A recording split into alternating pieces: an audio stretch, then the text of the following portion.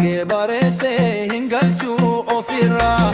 Isa fagoo miti kan isa ijoollummaa, kan har'aayyuu in kaalaa inni dargaggummaa. Oolmaan kee hin baay'ataa harmi koo dhugumaa.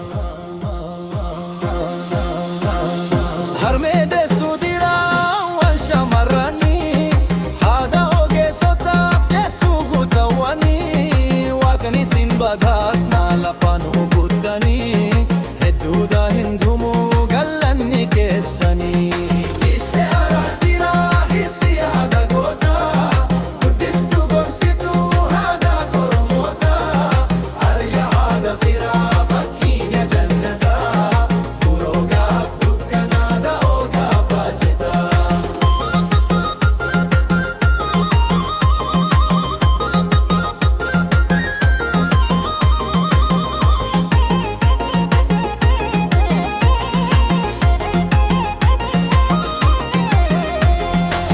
Garaa laafetti koo harmaati addumaa, gatii kee lakka'ee hin baasu gonkumaa.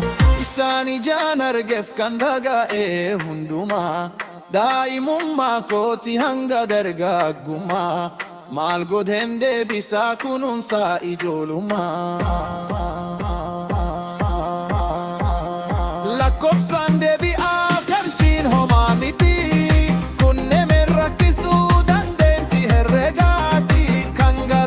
nyaate jaalala onnee keetii. Baasiin kee hundumtuu tilmaamaan deebi'a. Jaalalli onnee kee maaliin bakka bu'aa?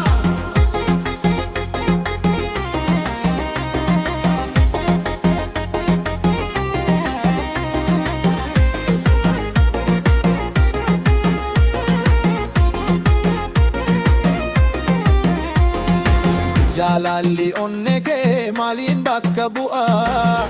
Akkamiin dagada kan ati anaaf taate? Lubbuu kee caalchistee isa na jallatte, anaan tursifachuuf isa buutee baate. Dafqaa shuruurfatte kan anaaf damaate.